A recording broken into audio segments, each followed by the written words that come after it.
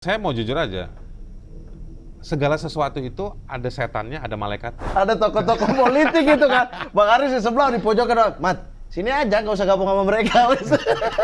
Kayak kasus Wadas, tadi lu nyebut Iya, Wadas. Wadas. 2 hari terakhir, Sebelum Wadas ada Kendeng, banyak orang lupa. Menjadi partner pemerintah, menjadi teman ngobrol pemerintah. Apakah Bang Haris bersedia? Itu pertanyaan orang-orang juga. Jangan asal mengkritik, tapi giliran disuruh untuk datang, nggak mau. Satu jawaban, mau apa enggak?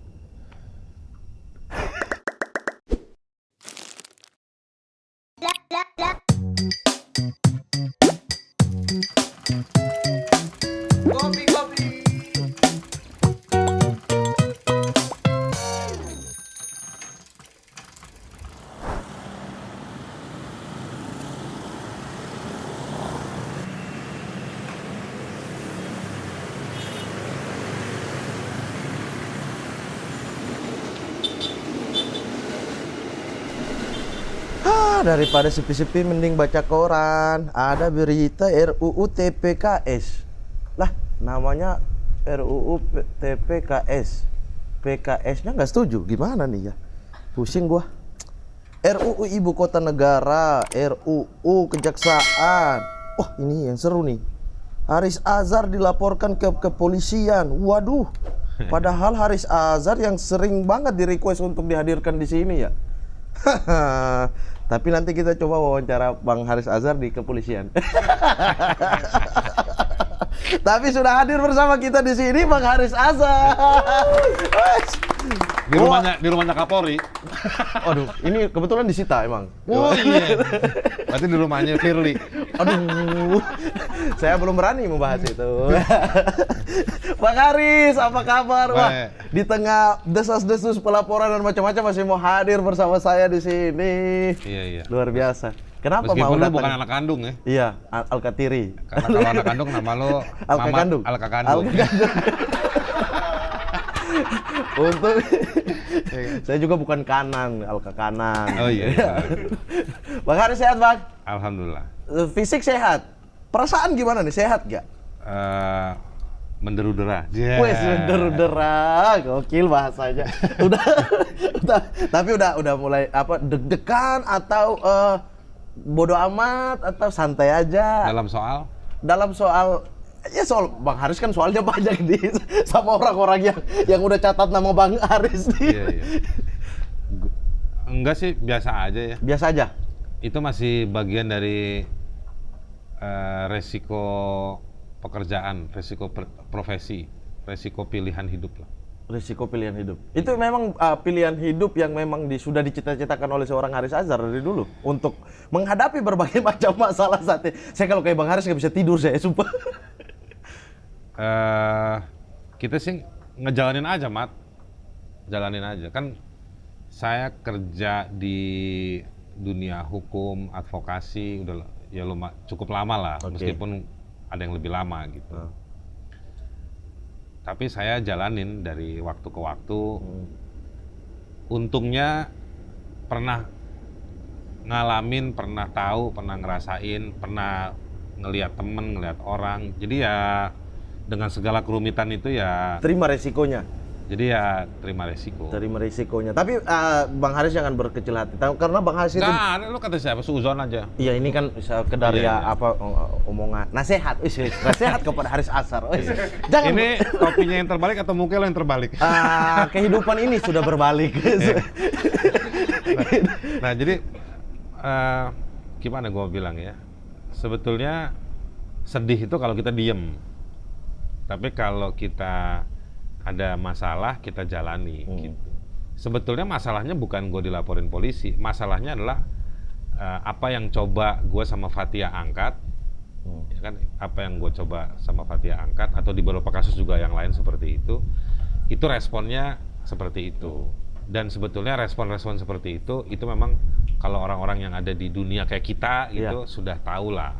Kayak Bang Haris aja, jangan kayak saya. Nanti saya ke bawah nih. Nah, tapi kita udah tahu itu soal bakal ada seperti itu. Dan kita juga suka ngurusin orang yang ngalami seperti itu.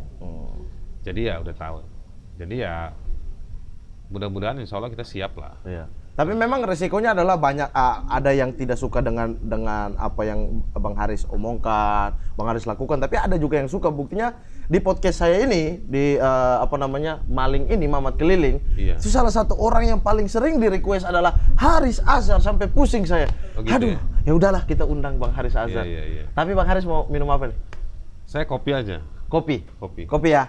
Sip, saya bikin ini, saya bikin sendiri di sini. Kan lo orang Papua toh? Iya. Iya. Ini bikin kopi Wamena ya. Kopi itu atau artinya kopi, atau kopi Intan Jaya. Oh, kopi pasar. kopi pasar. Kok pergi ke pasar? Oh. Ya kan? Ya kan? Oh. Kopi apa? Kopi sekolah. Kopi sekolah. Kok pergi sekolah? Kopi pergi sekolah, iya. Itu Begitu kan? ada istilah romantisnya tuh. Apa tuh? Kopi saja sudah pahit, apalagi kopi dengan dia. Boleh. Ini romantis ya. Saya sudah siapkan nih Iya. untuk Bang Haris. Ini saya. Dan ini gua kopi bening. Iya, ini kopi bening nih. Siap. Iya kan? Mantap. Ini kenapa polkadot warna-warni? Karena itu adalah bentuk daripada kehidupan politik bangsa Indonesia. Warna-warni. Ini saya sekarang lagi mencerminkan partai-partai hijau. Nah, ini ada ungu, ada kuning. Oh, siap. Gitu. Jadi Tapi ini ada dalamannya kan? langsung segitiga. Wah, Bang, langsung segitiga, Bang. Iya. Barangkali kayak celana olahraga tuh kan Iya. suka kolornya sekalian. Iya, tuh. ini saya takut angin tiup. Iya. Mana yang pegang kamera cewek lagi kan? Gak apa-apa itu resikonya. Resikonya, pengambil ya. kamera. Apa pemegang kamera? Masing-masing orang dengan resikonya masing-masing. Tapi Bang, saya sekarang mau memposisikan diri di pihak yang bertanya, Haris Azhar ngapain sih? Nggak mungkin dah itu hanya karena ketulusan jiwa atau keinginan Bang iya. Haris atau kesukaan Bang Haris dari dulu. Masa iya nggak dapat apa-apa dari apa yang dilakukan Bang Haris selama ini? Kalau dapat, misalnya kalau kita kerja advokasi ya. Oke. Kerja advokasi itu kerja-kerja apa namanya di isu soal buat masyarakat yang kena dampak buruk dari kebijakan publik. Advokasi itu kan terkait dengan masyarakat yang rentan. Isu-isunya tuh bisa dibilang isu pelanggaran HAM, isu terhadap masyarakat adat, macam-macam lah. Ya. Kalau kerja-kerja itu sebetulnya ngepas-ngepas aja. Ngepas-ngepas aja. Ada bahkan sebetulnya juga kadang-kadang ya bukan cuma nggak dapat apa-apa, tapi juga kita Nombok. ya nombok lah kalau bahasa gampang. Kayak gitu. Kalau kerja advokasi itu seperti itu. Tapi kalau di beberapa negara maju, orang-orang yang kerja advokasi itu dibayar dengan baik. Oke. Dibayar dengan baik karena pekerjaan ini bukan pekerjaan yang gampang. Karena dia ada soal etik, ada soal harus profesional, dan juga harus disiplin. Disiplin itu dalam artian dikerjakan. Oke. Jadi etiknya betul, cara mengerjakannya bisa dipertanggungjawabkan, tetapi juga progresnya ada. Oke.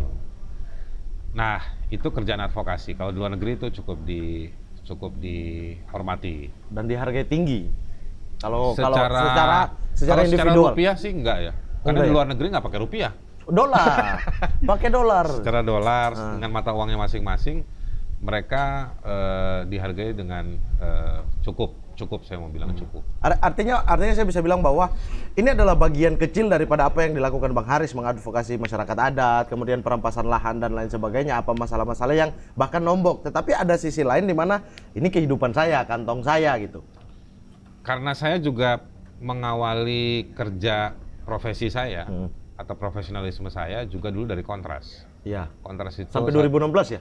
Bang saya Haris di sana sampai 2017. 17. Tapi memang masanya 2016 diperpanjang dikit karena ada masalah teknis waktu itu. Sampai 2017. Jadi setelah lulus kuliah saya kerja advokasi HAM di Kontras tuh. Itu digaji? Digaji. Oke. Dulu Berarti istilahnya clear ya bahwa dulu- memang tetap ada duitnya buat makan Iya. dan kehidupan keluarga gitu. Tapi ada istilahnya. Apa tuh? Dulu istilahnya kerja rodi, gaji kuli, resiko mati. Astagfirullah. Nah itu dulu istilah kita. Jadi memang Kalau dibayarnya kita waktu itu minim sekali. Oke. Minim sekali. Tapi karena kita dulu punya komitmen menderu-dera dengan situasi masa awal-awal reformasi, ada wah macam-macam lah. Ada di Jakarta banyak kerjaan, agenda-agenda reformasi ini, reformasi. Tapi di lapangan itu ada peristiwa Timor Timur, ada peristiwa di Ambon, Di Biak dulu. di Sambas, di Biak, macam-macam. Jadi situasi demokrasi yang baru waktu itu setelah Soeharto diturunkan, ada banyak situasi seperti itu. Jadi kerjaan advokasi itu dibutuhkan sekali. Nah kita dulu udah nggak mikir gaji, mikir bikin konten YouTube gitu, udah nggak mikir. Belum ada YouTube sih Pak. Itu udah nggak dipikirin kayak Bikin gitu. Friendster dulu. Friendster zaman kuliah bos. Oh iya ya, udah lewat Orde Baru ya itu. Udah kita udah nggak ada Friendster waktu itu. Nah itu kita di sana, jadi ya anak-anak muda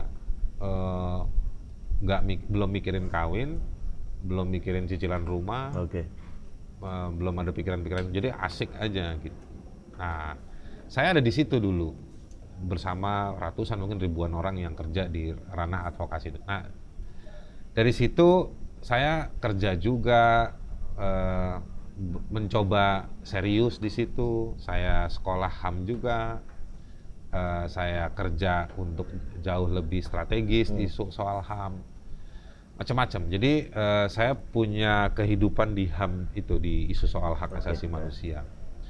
Suka dituduhnya begini, lu jual-jual isu HAM, jual isu darah, Iya. supaya dapat duit segala macam. Dan itu bukan hanya Bang Haris ya, bahkan secara luas LSM dituduh-tuduh iya. seperti itu, bukan individual aja. Iya. Kalau di yang saya dan teman-teman di Kontras misalnya, silahkan dicek dan diperiksa. Tapi sebetulnya kita memang dapat bantuan donasi. Tapi yang kita dapat itu dengan apa yang kita kerjakan juga nggak seimbang. Nombok lagi. Sebenarnya bukan nombok. Akhirnya yang masuk sebagai gaji kita di Kontras itu dulu itu nggak layak lah buat orang tinggal di Jakarta. Oke. Tetapi bukan rendah, nggak. Jadi saya juga nggak bisa bilang sama petinggi-petinggi Kontras waktu itu, kan kita juga masih anak buah. Iya. Mereka jahat nggak? Mereka sebetulnya kita tahu betul, paling nggak saya tahu betul, berusaha supaya ada honorarium lah. Dan menurut saya itu wajar gitu. Jadi kalau ada yang nganggep bahwa lu dapat duit juga, ya iyalah namanya orang kerja. Iya. Gitu kan, beraktivitas, aktivisme, tetapi juga ada biaya realnya. Iya. Tetapi juga bukan yang berlebih-lebihan.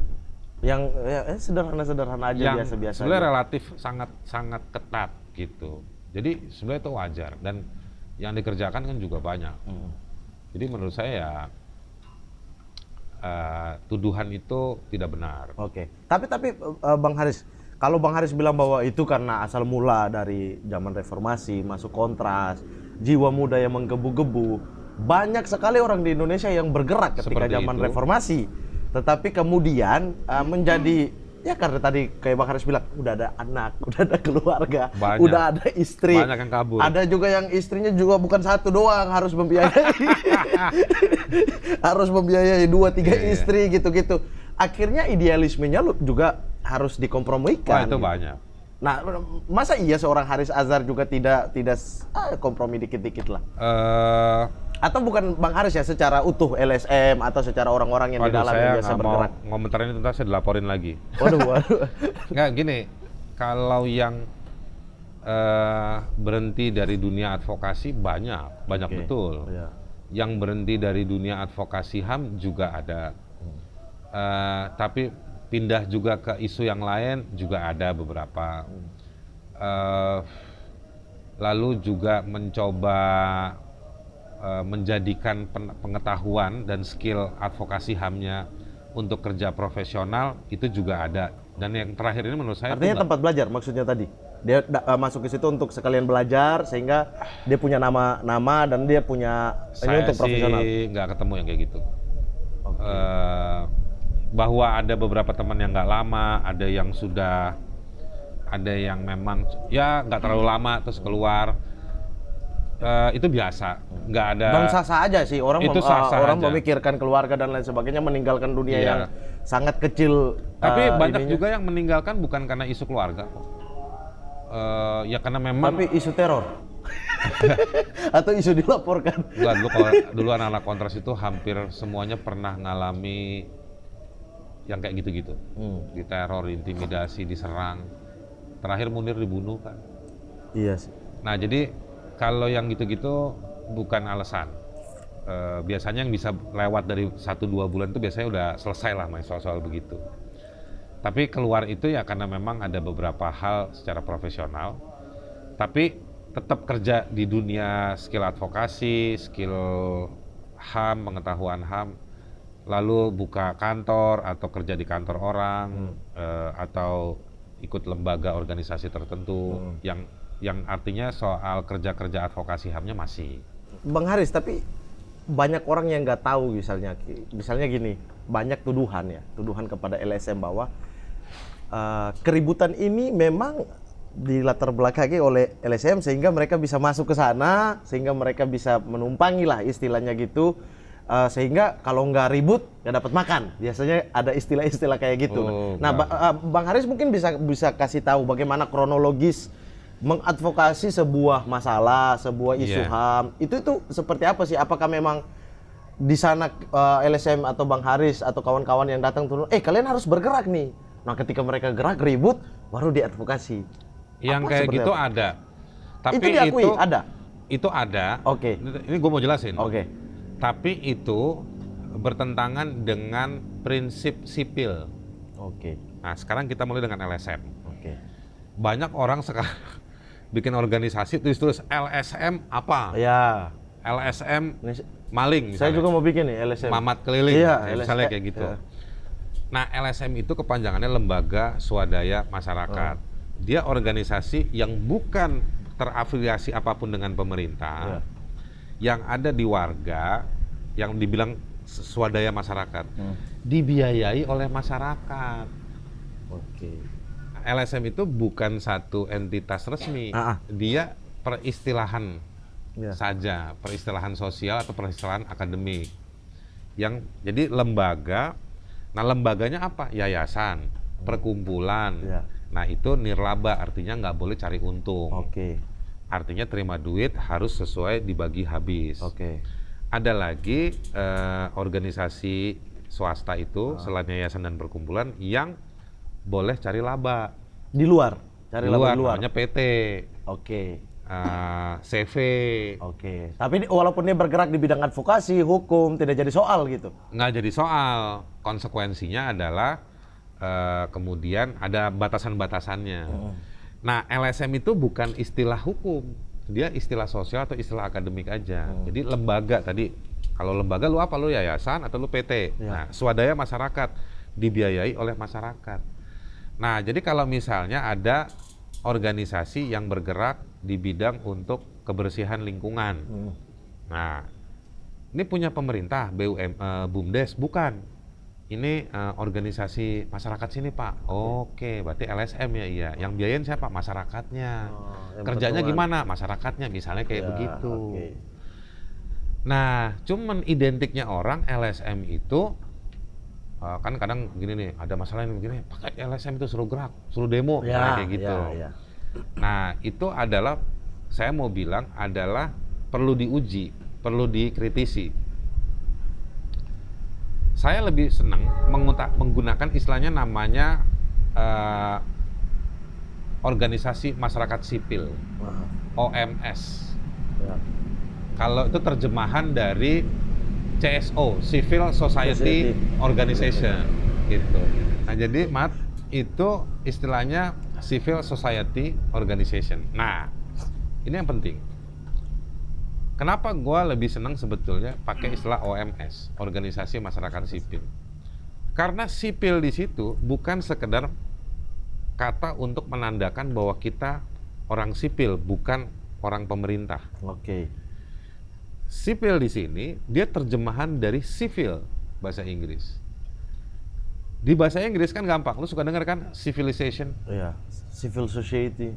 Enggak, civilization. Civilization. Iya. Jangan tanya bahasa Bukan Inggris. civilis. Ya, Raja Singa dong. Bukan civilization itu Civilization. adalah peradaban. Ya.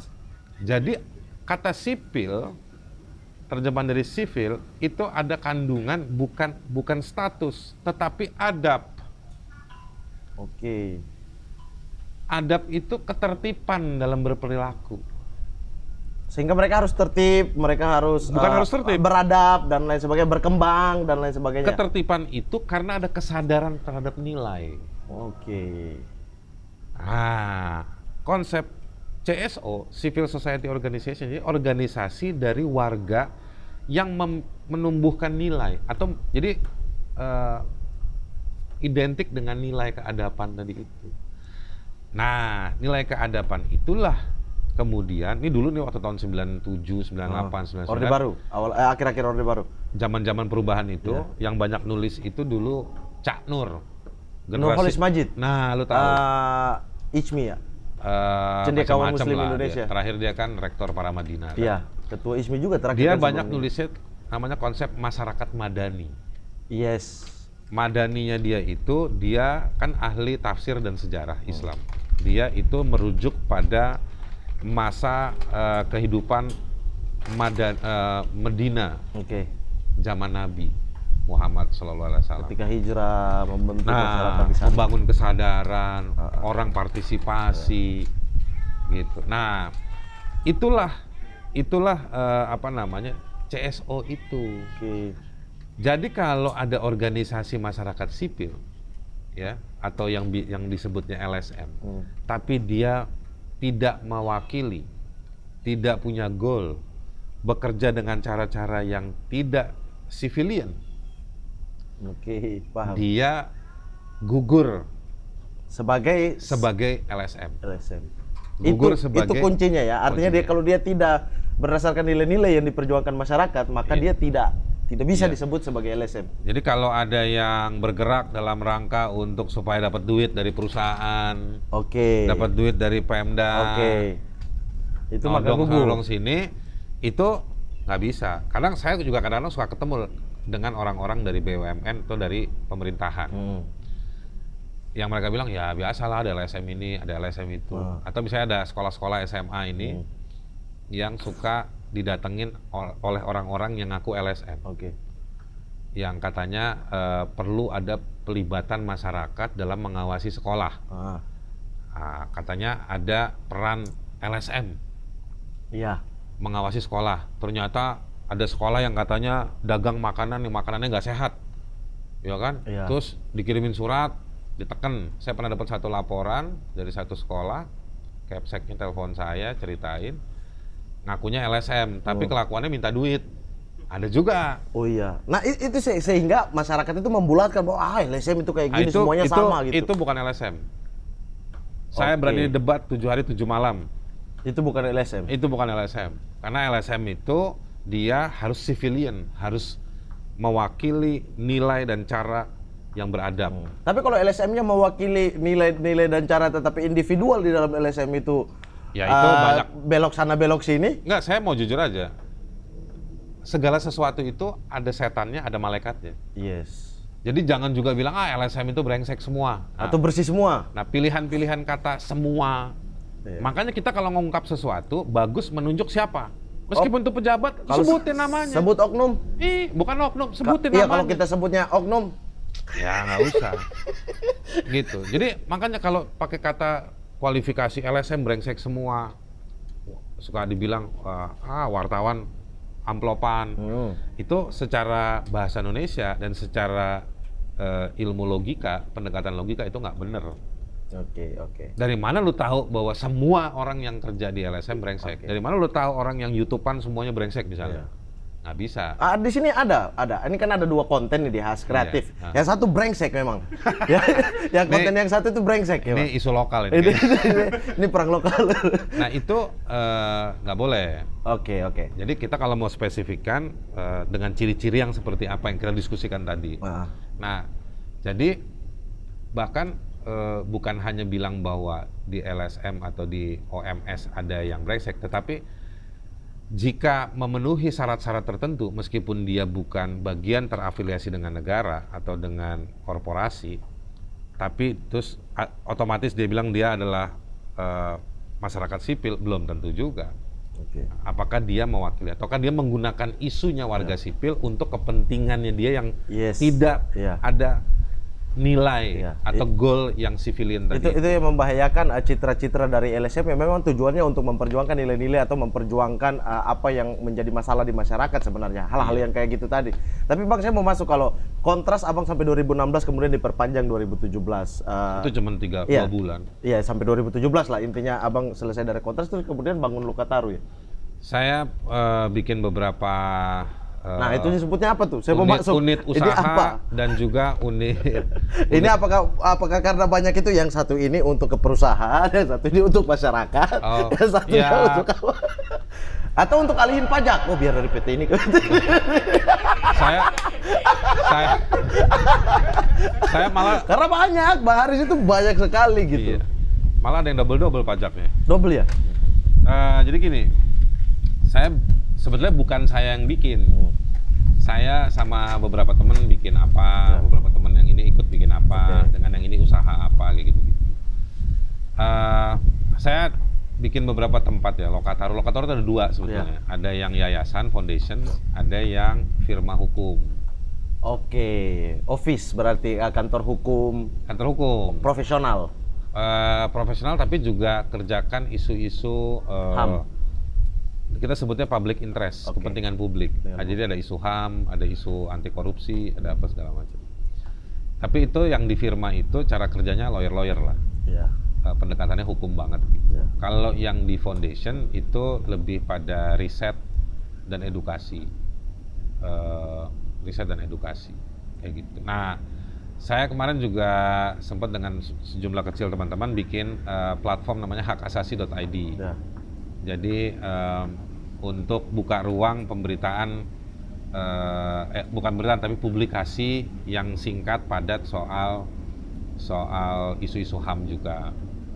Gitu. Terus saya buka kantor law firm juga sendiri, kantor Haris Azhar & Partner. Gitu. Terus masih ngajar. Jadi ya skill sama pengetahuan saya coba tetap gunakan. Gitu. Karena gue kayak lo kan kagak bisa stand up comedy. Wah, bisa Bang Haris, bisa saya tahu. Tapi nggak ada yang nonton. Kita merokok di ILC di belakangnya lucu banget tuh Bang Haris. Sini aja, nggak usah gabung sama mereka gitu kan. Saya merokok ada tokoh-tokoh politik gitu kan. Bang Haris di sebelah di pojok kan, Mat, sini aja nggak usah gabung sama mereka. Nah, langsung iya juga ya, kita sipil di sana. Yang politisi sana aja. Iya. Kalau mereka namanya political society. Itu ada lagi konsepnya. Banyak konsep ya negara ini. Nah, bukan negara ini, sebenarnya negara ini malah ketinggalan konsep. Tapi dalam dunia akademik, konsep itu banyak. Jadi ya begitulah, ada masyarakat sipil, ada masyarakat politik. Gitu, partai-partai politik yang berurusan dengan kekuasaan. Bukan kekuasaannya, tapi yang berurusan dengan kekuasaan itu namanya political society. Gitu. Oke. Tapi Lokataru sendiri yang Abang bilang tadi banyak unit usaha dan lain-lain sebagainya. Bahkan yang profesional pun Abang bikin untuk ya isu-isu public interest. Artinya masalah kita subsidi silang. Iya, masalah meskipun nggak dihitung pajak. Maksudnya kan kalau kita bantuin warga untuk kepentingan publik juga. Iya ya, itu harusnya masuk dong sebagai kepentingan publik tapi dong. Di Indonesia nggak ada regulasi untuk mengkalkulasi itu. Maksudnya kayak lu nih, kalau konten lu itu bisa lu mestinya ada indikator konten YouTube itu edukasi apa enggak. Kan di sisi yang jelek dikejar kan, wah ini hoax. Ini mesti di-counter begini ini. Nah, tapi kan ada yang baik. Yang baik itu dihitung nggak oleh negara? Dihitung bukan artinya di-charge, artinya negara terbantu sama orang-orang ini. Kan kita suka denger, oh si itu dapat project dari negara untuk pendidikan apa namanya literasi. Metaverse. Ngapain bisa juga dibilang aja. Saya dikejar kan, Deddy Corbuzier kan sempat rame itu di media sama Sri Mulyani ya. Bayar pajaknya harus gini. Tapi kan sebaliknya ya. si YouTubers itu juga atau ada banyak orang yang sebenarnya nggak ngebantu negara by project, tapi dia menciptakan menciptakan edukasi. Oke. Harusnya itu dikualifikasi dong. Sebagai membantu negara. Iya. Iya, Ujung-ujungnya cuma diundang doang. Pas tanggal berapa Iya. dikasih ijazah, ya kan? Honoris causa. Sertifikat. Atau ijazah honoris causa. Dikasih Paling sertifikat sering. sudah berjasa, ya berjasa. Masuk dalam CV Iya, doang kan? Iya. Berarti maksud Bang Haris memang adalah bahwa hal-hal yang dilakukan seperti ini, kemudian podcast-podcast yang lain, sebenarnya membantu negara dalam hal paling penting itu adalah sosialisasi. Bukan membantu kepentingannya penguasa. Betul. Pelaksana. Tapi edukasi kan. Negara itu, Pak, kita ini negara. Harusnya. Iya dong, bagian dari negara dong. Bagian negara. Nah, jadi kadang-kadang orang suka dianggap misalnya itu dia musuhnya negara, enak aja musuh negara. Musuhnya penguasa. Orang-orang, iya, musuhnya orang-orang. Karena mereka punya oligarki kita. Iya, bukan oli samping ya. Bukan. Aduh. Bang Haris pancing-pancing saya mulai emosi. Nah, emosinya apa tuh jangan buka sarung, Pak. Oh iya, aduh. Segitiga birunya lu buka sarung. Segitiga biru kelihatan. Nanti lu emosi panas lu kipas-kipas begini kan. Nanti ada gajah nongol kan repot. Nah, jadi Yono muncul. Jadi itu yang gue bilang tadi tuh ada juga orang yang berpartisipasi. Nah, mestinya kelompok-kelompok itu, orang-orang itu dapat kemudahan-kemudahan gitu. Tapi kadang-kadang justru orang yang mengedukasi, orang yang memberikan informasi malah direpresi. Iya itu sering kali terjadi dan memang ada ya misalnya buzzer-buzzer dan lain-lain yang ikut menggoreng sesuatu itu, padahal kan kalau mereka justru mendukung orang-orang yang mengkritik atau mengkritik pemerintah, negara yang ngambilin tanah rakyat. Waduh, kaget tiba-tiba. Ya kayak kereta lewat soalnya. Ini kita dekat stasiun Jatinegara, Pak. Negara yang dikuasai oleh hanya 1% manusianya. Iya. Orang kayanya. Betul. Negara mana itu? Itu apa ya? Tadi? Suriname. Suriname. Suriname. Iya. Namanya Suri. Iya. Tapi namanya Sur. Bang Haris, oke lah kita kesampingkan itu bahwa memang ada masalah di cara kita bernegara, ada masalah di bagaimana kita berkomunikasi antara warga negara yang berbeda pendapat, kemudian penguasa kepada rakyatnya atau negara kepada rakyatnya, itu memang ada masalah gitu. Tapi orang-orang seperti Bang Haris Azhar gitu ikut membantu mengadvokasi masyarakat dan lain. Saya juga boleh bertanya dong. Boleh. Kira-kira seberapa besar masalah yang dihadapi negara ini yang ada di masyarakat yang berhubungan dengan kepentingan publik ya atau hak-hak publik gitu? Itu yang gue bingung. Kenapa orang rebutan mau jadi presiden? Karena begini, gue kadang ya entah nasib, entah takdir, entah berkah nih ya buat gue. Gue ketemu ya karena kerja di bidang hukum, kerja di bidang advokasi HAM. Jadi ketemu masalah-masalah yang sebetulnya kalau buat orang awam ngeri-ngeri banget gitu. Cuman ya karena kita udah terbiasa gitu ya. Terus gue lihat ini kan semua mesti diperbaikin ya. Mesti diselesaikan. Dan banyak, Pak. Gitu. Buat gue sendiri nih 24 jam ya tenaga juga nggak seperti waktu muda gitu kan. Ini nggak semuanya bisa gue urus. Paling kan ya kita ajak komunikasi. Dulu gue punya YouTube, gue ajak ngekonten di Knalpot gitu. Kita siapkanlah kanal-kanalnya gitu. Gue dedikasiin waktu gue untuk kanal-kanal itu atau cara tertentu. Kadang gue ajak ketemu, kadang gue kasih referensi. Dia lakukan ini atau ketemu si ini gitu. Jadi banyak tuh foranya. Yang menurut gue itu tanggung jawabnya pemerintah untuk ngurus. Oh sudah pasti. Karena kita memilih mereka untuk itu, untuk memperbaiki segala masalah yang ada. Tapi boro-boro diperbaiki, ada sih yang diperbaiki. Kita juga meskipun kita kritis ya sama Jokowi. Tapi ada pihak, ada di bawah-bawah tertentu, ada sejumlah orang yang baik atau bisa ngebantu nyelesain masalah atau mau menerima. Tapi secara konseptual, secara konstitusional, itu semua tanggung jawabnya pemerintah, tanggung jawabnya negara. Negara diciptakan, dulu nih, konsep negara itu diciptakan Karena sejumlah warga konflik, sejumlah warga minta difasilitasi, minta dijamin. Teori gampangnya gini, gua nurut sama lu, nurut aja nggak usah bayar pajak. Gua nurut sama lu aja tuh dalam artian begini. Kalau lu mau nyelonong di Matraman ini dari ujung ke ujung boleh kan? Boleh aja. Boleh dong. Tapi secara aturan? Enggak, secara alamiah boleh. Iya. Nanti gue jelasin. Tetapi lu rela injek rem motor lu atau mobil lu Demi ketertiban. demi orang lain itu lewat. Yes. Kenapa orang lain lewat? Karena negara memutuskan, ganti-gantian ya. Begitu kan? Iya. Ini milik kita bersama, ganti-gantian lah. Oke, ini gue beliin lampu merah, lampu kuning, lampu hijau. Lampu warna apa lagi mau gue pasang? Lu bilang sama gue. Kan negara mesti ngomong gitu kan. Orange belum ada. Hanura. Lampu orange. Masa merah kuning hijau doang? Orange. Ini sangat iya. orde baru nih. Iya. Merah kuning hijau. Pikiran lu ini sih partai. Putih PKS. Enggak. Putih belum ada juga ya, biar ada oposisi satu Iya. di situ ya. Nah jadi itu. Padahal kalau kita mau lewat boleh aja kan. Iya. Secara alamiah. Kenapa secara alamiah? Hak asasi manusia itu hak yang alamiah. Alamiah miliknya lu sebagai Mamat Al-Katiri. Gua sebagai Haris Ashar. Besok negara bubar, boleh nggak gua datang mukulin muka lu? Boleh lah. Nggak boleh dong. Kenapa? Kan lu sakit.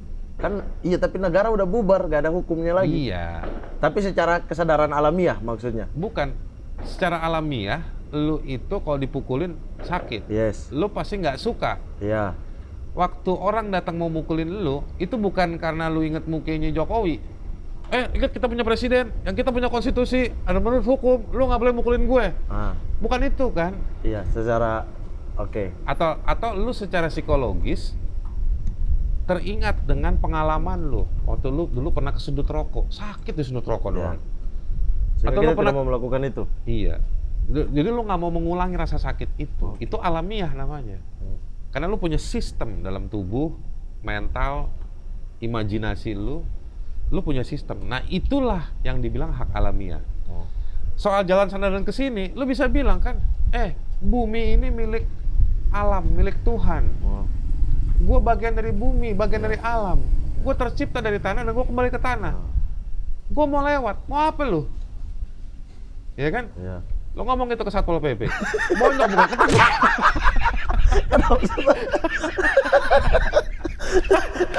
Saya juga percaya Tuhan, tapi kamu goblok. Gitu. Nah, jadi harfiahnya seperti itu.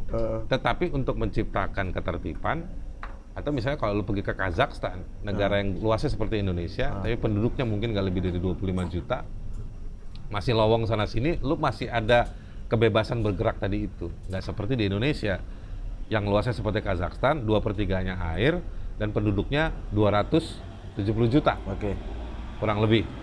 Nah, jadi perlu ada pengaturan, perlu ada negara yang benar-benar ngelayanin, meregulasi, memfasilitasi, tapi tujuannya untuk kemajuan. Jadi dia harus sejahtera, harus adil, harus aman. Bukan tanahnya hilang karena jadi negara tadi itu ya. Iya, negara. Nah, bukan kita hak dia sebagai manusia dicabut, kita bukan dirampas. diperes. Nah sekarang misalnya gini nih, gua tahu penonton lu banyak. Gua tanya sama lu, siapa itu masyarakat Indonesia secara keseluruhan? Masyarakat Indonesia secara keseluruhan adalah yang didata oleh Badan Pusat Statistik. Ya selain kita bilang, Walaupun jumlahnya beda-beda. Tapi Iya. masyarakat Indonesia adalah segala individu yang ada di Indonesia yang memiliki warga Iya. negara Indonesia. secara ekonomi kita ini cuma 2 kategorinya, mayoritasnya, buruh dan konsumen. Cuma 2 itu, Bang. Cuma 2. Coba lu inget-inget. Sorry nih, kita buka aja jujur, ya kan? Masyarakat Indonesia bangun pagi, cuci muka, sarapan, kuliah atau kerja, belajar atau di rumah aja. Begitu aja kan, olahraga, ngumpul sama temen-temen, nongkrong, ya kan? Atau ngapain lah. Kita ngomong yang baik-baik aja. Malam dia tidur. Sekarang kita pikirin produksinya di mereka. Barang apa aja yang ada di mereka. Bangun tidur, sarapan. Sarapan dia makanan. Bahannya dari mana? Dari petani sebelah. Kita nggak pernah tahu tuh bahannya dari mana. Pas dicek ternyata ini tepungnya importir yang dapat untung. Hah? Iya. Lu bikin kopi ngaduk-ngaduk, lu ngaduk sendok atau gelasnya lu puter-puter, kan bisa juga kan? Gulanya, Impor. kopinya, Kopinya di maling. Kopinya di saya. Kopi dari saya semoga pembeli banyak kan. Ya. air panasnya dari gas atau dari listrik. Listriknya dari mana? Dari batu bara. Batu baranya punya siapa? Punya siapa nih? Ya, enggak. Yang mau gue bilang gini, semua ini ya dari pagi sampai malam, kita itu mengkonsumsi hal-hal yang ujungnya itu hanya dikuasai oleh segelintir orang. Tadi yang lu bilang 1% itu. Jadi di Indonesia, dalam banyak hal, gue mau berani bilang, orang miskin subsidi orang kaya. Ya, itu terbukti dengan COVID. Ketika masa pandemi 2 tahun ini, jumlah orang kaya yang itu makin kaya. Makin kaya. Yang miskin, yang hampir miskin jadi miskin, yang miskin makin miskin. Gitu. Iya. Nah, tapi nggak ada COVID pun sebelumnya, itu begitu akumulasi. Kita ada subsidi mereka. Lo coba pergi ke, apa namanya, kita harus edit ya, supermarket atau... Nggak apa-apa sebut aja. Jangan, minimarket itu ya. Yang ngetop itu yang depannya A sama depannya I. Iya, yang sebelahan. Iya. Suka sebelahan-sebelahan itu Iya. kan. Setiap 100 meter ada. Iya, merah sama putih. Nah. Iya, PDI sama PKS. Barangnya di dalam. Barangnya di dalam. Iya. Lu cek coba barang-barang itu. Yang lu beli 5.700, lu beli 12.200. Coba lu cek ujung nama perusahaannya. Lu bawa ke komputer, lu catat, lu cocokin. Akumulasi kepemilikannya sama. Ya. Jadi kalau kita di parlemen ada presiden threshold 20%. Ya. Hanya ada segelintir partai yang menguasai, yang Makanya boleh kehidupan menentukan. yang lebih luas, Iya. kehidupan bernegara lebih luas sama aja gitu. Di sektor bisnis juga begitu. Begitu juga semua. Nah, jadi ada penguasaan. Jadi kita nih Itulah yang disebut dengan oligarki. Bukan oli samping. Bukan oli samping. Nah, Bukan ganti oli bukan. Retail itu semua tuh ujungnya hanya ada pada di sekelompok orang tertentu saja. Ada ada pemain pusatnya ya. Pusatnya itu hanya di ada segelintir pemain-pemain orang-orang itu. Oke. Tapi Bang Haris, saya mau tanya gini. Oke, masalah Indonesia tadi begitu banyak. Balik ke presiden tadi ya. Iya, Pertanyaan presiden. lu kan, kenapa, tadi kan gue bilang, gue bingung kenapa di Indonesia itu orang rebutan menjadi presiden. Masalahnya banyak. Bahkan di satu periode kepresidenannya aja, itu nggak cukup waktunya, nggak cukup uangnya, nggak cukup juga knowledge, resourcesnya, sumber dayanya, manusianya, duitnya, untuk nyelesain masalah itu. Ya. Bang Haris, masalah apa sih yang paling banyak, yang paling besar nih? Nih, misalnya ada perampasan lahan di Indonesia, kemudian kita masuk ke masalah HAM, ada di... Semua intinya apa nih? Apa yang paling besar? Ini kan Bang Haris pelajari semua satu-satu. Iya. Apakah masalah perampasan lahan? Apakah masalah yang satu ya, yang paling top of the top permasalahan yang Bang Haris hadapi di Indonesia atau teman-teman ini hadapi di Indonesia? Apa? HAM-nya kah? Ataukah perampasan lahan tanah adat agrarianya? Atau apa nih? Itu semua masalah yang terjadi di lapangan. Dan kita nggak bisa bilang ini lebih penting dari yang lain, nggak bisa. Tapi yang paling sering terjadi deh. Yang semua paling sering ini terjadi. bisa diselesaikan kalau ada gini nih. Kalau saya mau bilangnya ada di level kepemimpinannya. Karena dari masalah di kepemimpinan sehingga bisa melahirkan polisi-polisi yang baik, aturan-aturan yang baik, sehingga masalah-masalah di bawah ini juga teratasi gitu. Gini, di Indonesia banyak kita kritik aturan-aturan hukum di Indonesia, regulasi. Iya. Banyak sistem yang juga banyak ada celah-celahnya. Itu di satu hal terjadi, tapi bukan melulu gara-gara itu. aturan yang jelek, pelaksanaannya menjadi baik ketika ada standar moral dan etik Yes. dan pengetahuan dan juga kemauan untuk bekerja, Oke. untuk mengawal masalah-masalah itu, menyelesaikan. Nah itu kalau ditunjukkan dari leadership, di level leadershipnya, ke bawah itu akan merembes seperti itu. Yes. Tapi di bawah banyak bandit juga, banyak yang curang juga, banyak yang bodoh juga. Yes. Tetapi dia bisa agak beres lah kalau secara terstruktur ke atas makin baik petunjuknya ataupun pengawasannya. Tapi kalau di atasnya hanya model slogan, statement, baliho yang makan duit negara itu tapi juga ngerusak lingkungan. Bayar pajak nggak ya? Tolong dong, Ibu Menteri Keuangan aja dong, balihonya bayar pajak nggak? Baliho yang mana? Kepak sayap. Banyak. Membangun Indonesia Iya. macam-macam dah.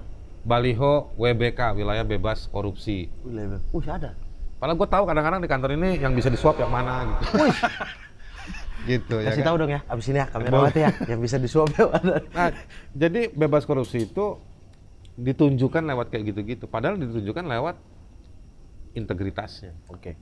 Lewat kerjanya. Nah, jadi problemnya tadi, Mat, kalau di level leadership-nya dia nggak punya beban dengan orang-orang atau pihak-pihak yang bermasalah, nggak ada kaitan, itu satu. Yang kedua, punya knowledge yang baik. Yang ketiga, continue dan terus meningkat dalam pelaksanaannya, dikawal terus. Yang juga penting adalah menyusun program-program ini yang memang untuk buat orang banyak. Misalnya contoh gini nih, jelek-jelek begini gua.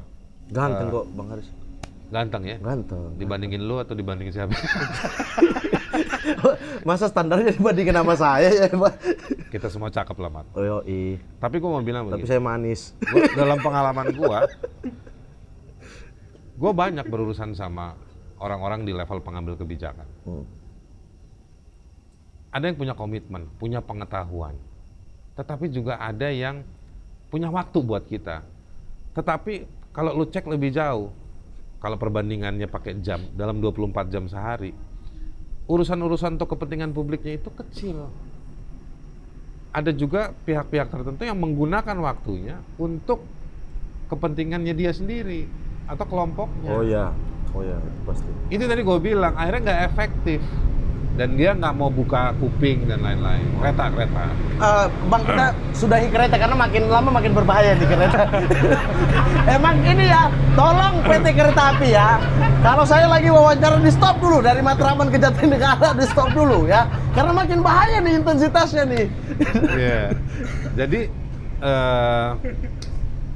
Jadi itu masalahnya menurut gua di soal leadership. Kalau di atasnya baik, makin baik, di bawahnya makin good lah. Ya. Dan di bawah juga kita harus objektif. Ketika ada kebijakan yang di atas yang bagus, kita harus betul-betul support dan mendukung. Sehingga mereka terbiasa untuk, oh saya disayang ketika bikin kebijakan yang baik gitu. Gue kadang-kadang pusing ketemu sama orang yang berusaha permisif. Ya kita mesti pahami presiden kita, dia orangnya begini. Kenapa jadi kita mesti pahamin dia? Iya. Gitu. Dia yang mesti paham. Masalah di bawah. Masalah kita. Itu maksud gua. Dan dia nggak bisa memilih juga. Tadi poin berikutnya, dia nggak bisa memilih agendanya dia sendiri. Misalnya dia nggak mau ngotot bahwa ibu kota harus pindah. Omnibus ini supaya kita maju gitu loh. Nggak bisa. Nah jadi menurut gua itu sih. Jadi problemnya di leadership bangsa ini. Kalau ada leadership itu, dan salahnya kita juga secara sosial di kalangan masyarakat yang luas, kita juga nggak punya, ada sih beberapa leadership ya. Menurut gue lu punya leadership buat teman-teman muda, Panji, Najwa Shihab, ya itu menurut gue leaders juga di kalangan punya leadership yang sangat baik gitu. Tapi kan bukan sekedar kalian yang menjadi leader buat bangsa ini, tetapi juga di negara itu sebagai pelaksana fasilitasi fasilitator, yang menguasai APBN, yang menguasai segala aturan, yang menguasai apa-apa, itu justru harus memang ditujukan untuk kepentingan orang banyak yang di bawah gitu. Yang 99% tadi ya, bukan yang 1%. Betul. Gitu. Sebenarnya bukan 1% bahkan. Nah, jadi gini, dulu pernah dihitung oleh teman-teman yang advokasi di sektor sumber daya alam, hampir 60% aset tanah misalnya, itu dikuasai oleh, sorry gue lupa, 0,2 atau 0,02. Wah, sangat kecil dong Bang. Iya. Kalau 1% masih ada 3 juta. Iya kan? 1% masih ada dari 300 juta, masih ada. Ya 2,7 juta orang. Iya, yang menguasai. Tapi kalau 0,2 itu sangat kecil sekali loh. Lu cek aja tuh perusahaan-perusahaan sawit yang besar, perusahaan-perusahaan tambang. Itu kan udah makan space yang gede-gede, dapat lahannya 400 hektar, 500 hektar, punya konsesi berapa banyak. Sehingga menimbulkan masalah-masalah agraria yang ada di bawah. 2 bulan lalu ada daftar beredar kan, perusahaan-perusahaan yang izinnya dicabut. Iya. Izin usahanya. Iya. Perusahaan tambang, kebun, tanaman industri. Itu kan sebagian kecil. Itu jumlahnya aja udah berapa? Udah 1.000 lebih kalau nggak salah. Iya juga ya. Iya kan? Iya. Gitu. Nah, ya mereka yang kuasai.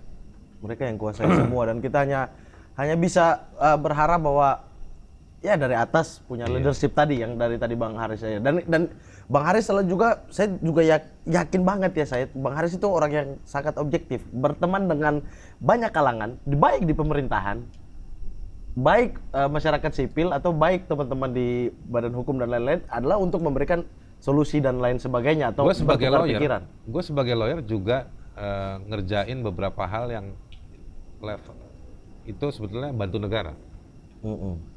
Ngaudit kerugian negara, gue lakukan. Ada satu, gue nggak usah sebutin lah, juga diganggu, gue bantuin juga gitu.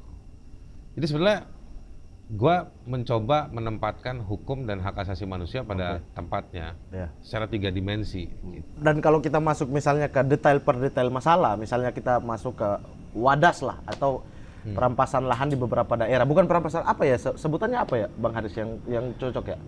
Rampasan kah apa? Kalau kita mau bilang negara yang rampas juga agak gimana ya soalnya? Ya sengketa lahan ya. Konflik lahan antara perusahaan atau yang antara korporasi, negara dengan dan masyarakat. Rakyatnya. Ya. Misalnya di Wadas, di beberapa daerah lain, di Kalimantan banyak banget. Di Kalimantan banyak, di Papua ada. Iya, di Papua ada. Maluku Utara banyak. Kasus-kasus seperti ini, misalnya Abang turun menemukan apa aja sih masalah-masalahnya? Aduh. Kita mulai dari lahan dulu. Kita mulai dari lahan, begini, agraria dan lain sebagainya. Soal tanah ini soal yang ruwet di banyak negara. Di Indonesia tak terkecuali ruwet juga. Jadi begini, dalam soal tanah itu selalu ada 2 hal. Selalu.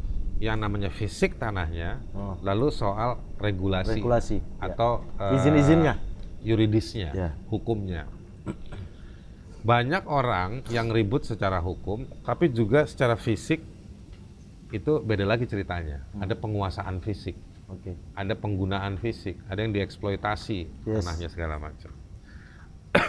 Problemnya kemudian atau situasinya adalah di banyak lokasi itu secara adat atau tradisional itu adalah wilayah hidupnya, ruang hidupnya, ruang hidupnya masyarakat tersebut. Yang masyarakat itu kemudian dengan tanah relasinya tempat mereka beribadah, tempat mereka ibadah atau ritual, tempat mereka juga untuk mencari makan, pertanian dan lain sebagainya. Selain pekerjaan, ini pekerjaan banyak nih. Ada misalnya di NTT ada hutan adat, tempat mereka ngambil obat dan juga ambil benang, pewarna, itu di hutan. Pekerjaan misalnya dipakai untuk pertanian, dipakai untuk peternakan, gitu. Lalu ada lagi lebih hak lingkungan hidupnya, penyangga mata air. Yang dia berelasi dengan sejumlah desa atau sejumlah kampung. Lalu tempat oksigen, hutan-hutan itu atau lokasi-lokasi sabana dan lain-lain. Ada lagi tempat satwa kalau di Papua, Oh ya, populasi burung, cendrawasih. dan lain-lain. Papua itu salah satu daerah yang burungnya banyak masuk di perjanjian internasional Untuk dilindungi. satwa liar yang dilindungi. Iya. Makanya sekarang di Papua udah nggak boleh ada topi-topi yang ada cendrawasihnya. Betul. Pokoknya untuk orang-orang tertentu. Nah, itu jadi kegunaan-kegunaan ruang hidup tadi itu. Jadi dia bukan sekedar tanah yang diukur begitu. Nah, jadi Bahkan mungkin Bang Haris lupa juga ada yang terakhir yang sebenarnya susah untuk kita hilangkan, itu kenangan. Dia punya banyak kenangan di situ, Iya. dia punya hal-hal kehidupan di situ. Itu terutama buat konsep masyarakat adat. Jadi masyarakat adat itu adalah masyarakat yang mendiami satu lokasi dan menjalani satu praktek kehidupan Turun-temurun. yang sudah turun-temurun, Yes. terus-menerus. Sehingga kalau dia pindah di tempat lain, secara Iya. psikologis juga dia akan bermasalah gitu. Akan bermasalah. Jadi ada prakteknya, jadi ada bahasanya, ada penggunaan alatnya dan Iya. lain-lain. Nah, jadi ruang itu kemudian berbenturan, berhimpitan atau berkonflik dengan kepentingan-kepentingan bisnis. Gitu. Kepentingan-kepentingan bisnis yang disupport dalam banyak kasus dua hal, regulasi negara dan juga cara kerja bisnis Korporasi, tadi itu, ya. korporasi. Yang Nah, saling mendukung satu sama lain. yang dalam banyak situasi saling mendukung, bahkan dalam saling mendukungnya itu adalah tumpang tindih yang ada di pemerintahan juga ada di perusahaan, yang ada di perusahaan juga ada di pemerintahan. Atau Orang-orangnya ya. iya, atau mereka bisa dikualifikasi sebagai BO, beneficiary owner, Oke. pemilik yang menikmati atau pemilik keuntungan, meskipun tidak tertulis namanya. Begitu, meskipun dia bilang, itu kan abang gue, Iya. itu ponakan gue, gitu. Tapi sebetulnya compoundnya sama. Jadi konflik of interest, beneficiary owner-nya di dia. Nah, ini semua masuk ke sana. Waktu dia menentukan, ini problemnya yang kita sering luput. Waktu dia menentukan daerah ini akan digunakan untuk begini. Lalu ada menurut aturan hukum undang-undang penataan ruang, undang-undang kehutanan, undang-undang pertambangan, undang-undang perkebunan, semua bilang konsultasi sama masyarakat. Tapi kadang-kadang masyarakatnya dibelah, dibikin konflik. Ini ada yang dukung juga kok.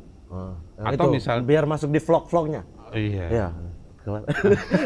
Saya sudah bertemu dengan masyarakat. Nah. Iya, yang setuju. Iya. Yang tidak setuju Anda tidak bertemu. Dan caranya bukan kadang-kadang dengan cara ada yang setuju, ada yang tidak. Ada yang tidak, terus bilang ada juga yang setuju, bukan begitu. Tapi kadang begini, Pak Mamat, kita bukan sekedar ada orang yang bilang, iya saya setuju, atau saya tanda tangan bahwa saya setuju, atau saya tidak setuju, bukan itu. Tetapi dilihat sebenarnya baik atau tidak. Ya. Terus orang bilang, kalau kita nggak nambang, kita nggak bikin kebun sawit, Nggak ada duit. nggak ada lapangan pekerjaan. Oke, dibuka dong angkanya. Kita butuh berapa Triliun. lapangan pekerjaan. Nah. Terus negara ini butuh duit. Dari sini dapat berapa, dibawa buat siapa? Kemarin kan lagi beredar. Dengan kerugian yang diderita masyarakat, nilainya berapa? Apakah Betul. ini masuk apa enggak? Betul. Gitu. Kayak kasus Wadas tadi lu nyebut Iya, Wadas. Wadas. 2 hari terakhir, Sebelum Wadas ada Kendeng, banyak orang lupa. iya, macam-macam banyak. Dan masih sama ya. Masih yang pemimpinnya masih yang ini. Di Wadas muncul kemarin informasi dari Koalisi Bersihkan Indonesia atau Pulihkan Indonesia. Nilai batu yang mau diambil itu, kan dibilangnya mau menggali batu Andesit. itu, andesit itu untuk proyek strategis nasional itu. Yang dibutuhkan oleh proyek strategik nasional tadi itu, batu andesitnya ternyata hanya sejumlah volume. Taruhlah 3 volume. Oke. Tambang itu kandungannya 40 volume. Pertanyaannya, yang 37 mau dibawa kemana? Mau dibawa kemana batu andesit? Nah, jadi itu artinya nggak pernah dijelaskan rencana bisnisnya. Iya, banyak hal yang memang abu-abu. Kita nggak tahu ini manfaat yang didapat negara dari pertambangan ini berapa, yang masuk ke negara Iya. berapa, yang kemudian akan Bukan dikembalikan. abu-abu, gelap. Iya, gelap sih. Tapi gue nggak suka main warna begini. Kenapa? Karena semua yang gelap itu nggak berarti buruk. Banyak yang gelap juga manis. Kayak kita kan gelap. Ada ya kan? lesung pipit, ada lesung pipit. Nah, Saya unggul, Bang Haris nggak ada. dulu gua ada. Saya juga dulu 2. Satu hilang, ini lama-lama ini hilang juga. Nah, jadi gua mau bilang, sebetulnya rencana bisnis ini oke. Dalam hak asasi manusia itu kita kenal namanya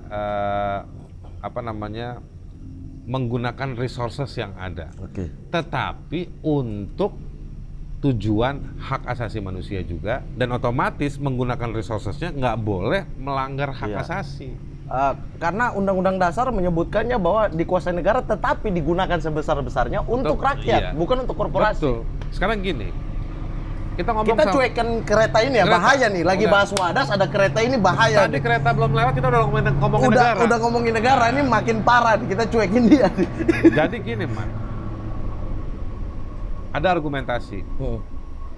Kita bor tuh tanah, kita kasih ke swasta, ya kan, untuk menciptakan lapangan pekerjaan, atau misalnya untuk supaya kita punya duit pemasukan buat negara, untuk bisa subsidi duit pendidikan. Ya. Kira-kira di mana moralitas lu, bahwa lu ngebiayain orang dari cara mengambil sumber uang yang tidak halal? Oke. Paham. Dalam soal tambang, menurut Jaringan Advokasi Tambang Jatam, sudah berapa banyak anak kecil meninggal di lubang tambang? Di lubang. Gue yakin pemilik-pemilik tambang itu Betul, juga berdonasi. Iya. Oke. Iya juga ya. Dulu lucu banget lah. Atau perusahaan-perusahaan itu punya CSR. Yang akan dituangkan tiap tahun kepada Iya. masyarakat juga gitu. Nah, itu sekarang yang gue mau tanya. Atau sekarang kita pakai lampu ini, ya kan? Ini kita punya pertanggungjawaban moral nih. Nah Mas, tapi kita harus masa pelita. Itu yang ditanya banyak orang. Ya kita juga butuh. Iya. Sehingga batu bara itu harus diambil, sehingga tambang itu harus berjalan. Listriknya oke, tapi alternatif sumber energinya kan bisa di luar tambang. Yes. Itu satu hal. Tapi yang juga penting, kita gunakan lampu ini tanpa kita sia-siakan, dalam artian kita gunakan lampu ini untuk kepentingan juga yang lebih baik. Misalnya kayak gitu. Nah, tapi balik ke konsep tadi awal yang gue mau bilang begini, Mas. Kita boleh menggunakan sumber-sumber keuangan, material kita untuk menjalani negara ini. Oke. Tetapi dia tidak boleh harmful, dia tidak boleh melukai. Dia tidak boleh menciptakan kerusakan yang lebih parah. Dan dia tidak boleh menciptakan kegelapan di belakang meja. Betul. Dan dia tidak boleh justru keuntungannya dinikmati oleh kelompok tertentu Dan saja. tidak dibuka kepada masyarakat. Betul. Dan lain sebagainya. Lalu dengan poin itu lagi ditambahin lagi apalagi ya? Dan harus ada batasnya. Jangan kayak minum air laut, tambah haus, tambah diperbanyak. Ya kalau butuh 3, misalnya tadi ya, misalnya dari analogi hitungan-hitungan kita, kalau hanya butuh 3 volume, ya 3 volume itu gitu. Iya. Jangan 40-nya ini semua Iya. dikeruk gitu. Jadi misalnya kita bilang gini nih, gua mau nambang batu bara dengan sejumlah kerumitan misalnya ya. Bahasanya biar pakai bahasanya si perusahaan, rumit banget sih gitu. Ya udahlah, rumit, tapi dengan sejumlah kerumitan. Toh akhirnya diambil tuh batu bara. Tapi kan harus dipastikan bahwa di lokasi itu bukan lokasi yang tanahnya mengambil ruang hidupnya orang. Oke. Satu. Yang kedua, dampak kerusakannya misalnya diperbaikinya gimana? Maka itu harus masuk dalam cost production-nya. Maka dia harus punya waktu. Terakhir misalnya soal keuntungannya. Keuntungannya mau dipakai buat apa? Mau dipakai buat sekolah, kesehatan, dan ini. Oke. Berapa? Di mana? Siapa yang lakukan? Nah. Bisa nggak dari hal-hal tersebut juga memunculkan satu keuntungan? Ada ruang bisnisnya. Yang akhirnya si pendidikan, si kesehatan, atau apapun yang dipakai duitnya tadi itu bisa membiayai dirinya sendiri. Jadi kita nggak perlu nambang-nambang lagi di tempat lain. Dia berdikari sendiri ya? Iya. Terus soal listriknya bagaimana? Kan ada alternatif. Ada tenaga angin. Ada tenaga angin. Katanya negara ini punya air. program beasiswa, nyekolahin orang pinter. Suruh kumpul dong. Pikirin dong, energi hijau bagaimana? Yang hemat energi gimana? Hemat pembiayaan bagaimana? Kayak gitu. Oke. Artinya ada satu konsep yang jelas dari negara sehingga kedua Konsepnya belah pihak, jelas. negara tetap berjalan secara baik Iya. dengan keuangan yang tetap stabil, tetapi masyarakatnya juga tidak tambah miskin. Tambah miskin, Hak-haknya lingkungan juga nggak dicabut. nggak rusak. Oke. dipulihkan. Dan itu merupakan win-win solution antara Iya. bagaimana kehidupan bernegara, bahwa masyarakat bagaimana hubungannya dengan negara itu sendiri gitu ya. Nah itulah jadi menggunakan resources dengan cara yang aman. Oke. Bahwa itu melelahkan, butuh waktu. Iya. Yes. Problemnya di negara ini kadang Mau cepat. ada proyek strategik nasional hanya direncanakan 2 tahun. Iya. 2 tahun harus running. Atau sampai masa periodenya selesai, biar Nah, ada legacy. Oh, ini gitu. saya gitu. Jadi postulatnya, intinya ada di dia. Bukan pada generasi-generasi selanjutnya. Supaya dia bisa gunting pita, mencet tombol, sirina, Tanda tangan, gitu, biar kita tanda kalau datang, tangan. wih ini, oh bapak Iya. ini yang bikin Oh, gitu. Nanti kan ada tuh keluar, dialah presiden yang paling banyak menandatangani prasasti. Weh, misalnya kayak gitu. Kita tangan prestasi Iya paling kan? banyak. Itu prestasi ya, padahal nggak biasa aja. Cuma Iya. tanda tangan doang. Ya, itu prestasi. Itu Dipikirnya sejarah masa prestasi, ya. depan. Tapi Bang Haris, sebelum kita lanjut, saya mau bakar rokok karena pertanyaan terakhir ini sangat berbahaya buat Bang. Siap. Saya akan bakar rokok. Saya Lu tidak yakin peduli. rokok lo aman? Oh, iya, iya. Makanya sama-sama berbahaya. Beli rokok nggak perlu kartu BPJS sekarang. Beli tanah butuh BPJS, beli tanah mau umroh butuh BPJS. Saya bakar dulu ya, karena ini Siap. sama-sama bahayanya Iya. dengan rokok pertanyaan ini. Kalau orang Papua gitu, bakar dulu bakar. Ya kan? Maksudnya bakar rokok. Papua Bang, Siap. Bang Haris cukup ikut bersuara. Apa yang sebenarnya terjadi di sana? Dari data, dari penelitian, daripada obrolan dengan masyarakat adat atau obrolan dengan masyarakat di sana, atau obrolan dengan kelompok yang menolak Iya. untuk bergabung dengan Indonesia. Banyak sekali saya tahu Bang Haris banyak Iya. ngobrol dengan mereka-mereka ini gitu. Atau dengan para advokat atau para pejuang hak asasi manusia atau LSM-LSM yang pro kepada masyarakat-masyarakat Papua yang tidak mau dengan ada militer di sana dan lain sebagainya. Sebenarnya apa yang terjadi? Karena dikotomi tentang Papua di media sosial itu sangat ada yang marah, ada yang Iya. sepakat gitu-gitu. Kalau menurut gue ya, di Papua itu paling nggak ada 2 problem yang cukup serius. Oke. Satu, distrust orang Papua yang kalau pakai bahasanya Frankie Sailatua itu rambut keriting, kulit hitam rambut keriting. Hitam kulit, keriting rambut. Hitam kulit keriting rambut. Mereka punya suspicious, kecurigaan, nggak percaya sama agenda Jakarta. Dan ini akumulatif. Dari waktu ke waktu, dari rejim ke rejim, nggak ada yang kunjung. Kalau orang Jawa bilang noto, menata. Ya. Nata itu artinya bukan ngatur, enggak, tapi yuk kita bangun itu enggak. Bareng-bareng. Ya. Bangun itu artinya nyelesain masalah, bukan sekedar nyiapin kios buat mama-mama dagang pinang. Bukan trans. Bukan jalan trans. Bensin satu harga. Ah, itu ya, Padahal masih aja 100.000, 50.000. itu satu. Yang Jakarta juga punya trust issue sama Papua Tentang kemerdekaan. tentang semuanya. Stigma buruk soal orang Papua Oke. gitu. Nah, itu ada itu. Jadi ini memang terbelah dengan cukup serius. Yang kedua masalahnya, Papua ngangenin, bikin kangen. Iya. Bukan dalam konteks seperti lu yang kangen ikannya, bukan. Oh, Bikin kangen, saya kira Bang Haris kangen saya karena saya orang Papua gitu. nanti kita tes. Apakah balik lagi ke sini? Kalau iya berarti kangen. Kayunya nomor 1. Yes. Ada urat emas, Bos, dari Papua New Guinea Dari itu Sorong, sampai sampai ke Sorong. ke kepala Iya. burung. Urat emas dengan kualitas emasnya itu biji kacang. Jadi emasnya, kandungan di bawah tanahnya menggiurkan. Alokasi budgetnya dari Jakarta ke sana itu juga bikin kangen. Banyak juga yang ngikut. Sehingga Bisa. keluar lagi ke Jakarta. Nah, dalam soal budget negara itu ada juga problem di para pejabat Papuanya. Yes, saya sepakat, sangat Iya. sepakat. Ya, jadi kan pejabatnya banyak orang Papua. Ini yang kita bisik-bisik waktu di YLC. Betul. Dan itu tapi juga ada beberapa excuse atau penjelasan. Gitu.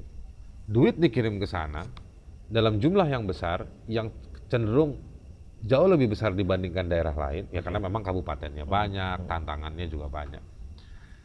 Dan BPK sudah ngakui di laporan evaluasi soal Papua dan Papua Barat tahun lalu, dikirim duit ke sana, tapi tidak ada pendampingan penggunaan. Oke. Atau tidak ada, saya memilih katanya, ketertiban untuk penggunaan uangnya di Papua. Oke. Saya kasih contoh, Mat. Ya, lu tahu lah, Mat. Di Papua, triplek aja naik pesawat. Apalagi di Pegunungan Tengah ya? Pegunungan di bagian Tengah, tengah ya? di Pegunungan Tengah. Ada banyak hal yang penggunaan APBD-nya itu nggak ada di lokasi.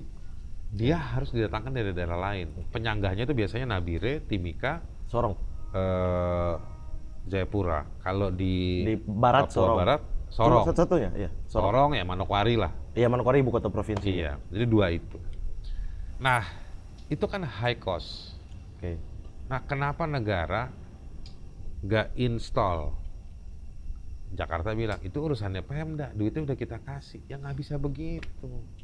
Kita kan tahu masalahnya. Ada situasi seperti itu. Nah, situasi ini yang dibiarkan, tetapi orang sana juga tahu, ini juga ngambil keuntungan dan lain. Nah, ini situasinya nih yang terjadi dua hal ini. Turunannya, kekerasan, operasi, keamanan, Masalah-masalah HAM lah. kekerasan yang fisik ya sifat, Iya. tapi juga eksploitasi sumber daya alam, haknya masyarakat adat, itu terjadi, gitu. Dan kadang-kadang orang Papuanya terjebak pada pragmatisme, karena mereka menganggap ya cuman ini caranya satu-satunya. Atau misalnya, sorry tapi saya mau bilang, jadi nanti kita dipaksa untuk begini, atau orang Papua dipaksa untuk begini, minta. Terus si Prasa, lu taunya minta aja. Saya kadang-kadang bilang, ya dia minta lah. Orang itu tanah leluhurnya dia. Dan secara Ruang sistem hidupnya membuat dia. mereka untuk seperti itu. Dan membuat mereka terpinggirkan, Yes. Mas. Mereka nggak mau minta-minta, mereka mau kerja, nggak dikasih kesempatan. Mereka mau sekolah, baru berapa tahun belakangan, beasiswa banyak. Yang tua-tua gimana? Gitu. Nah, jadi itu masalahnya di Papua itu. Nah, stigma buruk terhadap orang Papua itu juga dipakai untuk meminggirkan mereka dari cara yang paling lembut sampai cara yang paling kasar. Berarti tujuannya adalah meminggirkan mereka. Iya. Itu tujuannya. Secara sosiologis ya, Oke. situasinya saya bisa bilang bahwa ya mereka mau dipinggirkan ke Jayapura. Tapi juga saya harus kasih ruang begini ya. Di Papua itu kan sekarang mayoritas bukan orang asli.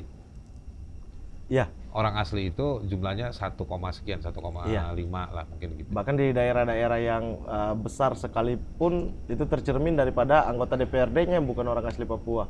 Di Banyak. Merauke misalnya lebih banyak orang pendatang daripada orang asli Papua. Tapi orang pendatang itu kan adalah orang yang Yang sudah sudah lama, tinggal turun-temurun, bahkan ya. turun-temurun di Iya, sana. dan secara undang-undang Otsus mereka masuk di dalam sebagai orang Papua. Orang asli, misalnya Lebih dari banyak 15 saya ketemu tahun, tuh ya. yang Iya. sebenarnya nenek moyangnya dari Maluku Iya, Tenggara. iya. Saya Arab turun di Papua nikah sama Iya. orang Papua turunan lah. Yang gitu. turunan Tionghoa juga ada Yes, gitu. yes. Nah, jadi mereka semua sebenarnya punya kepentingan yang sangat baik lah. Gitu. Tapi untuk orang asli Papua itu sendiri, problem lain lagi adalah di Papua luas, Mat. Iya. Papua ini maksudnya Papua dan Papua Barat ya, luas. Orang aslinya nggak banyak. Iya. Gitu. Oke. Terus rencana bisnis atau rencana eksploitasi, rencana berbagai hal itu diserahkan kepada bukan orang asli Papua, yang juga kadang-kadang bukan warga Papua, tapi Iya. orang dari Jakarta. Akhirnya dana itu akan mengalir kembali ke Jakarta. Balik lagi ke sana. Iya. Jadi sebanyak-banyaknya dana yang dikirim ke sana akan kembali lagi Iya. ke sini gitu ya. Lu nih menurut gua anak muda yang cukup representatif, edukatif, bicara soal hak-hak sipil, soal politik, soal sosial. Tapi gua masih pada kesempatan kali ini gua mau bilang banyak orang Papua asli yang nggak masuk di sektor industri dan bisnis. Betul.